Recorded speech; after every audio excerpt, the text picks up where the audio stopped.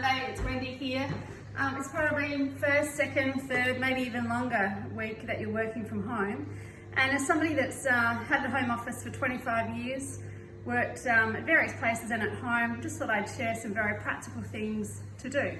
I know there's heaps of blogs and content about tips, but from a morning routine point of view, I've come downstairs from the bedroom, I've made my bed like I would normally do, tidy up, you know, the bedroom, the washing and whatever.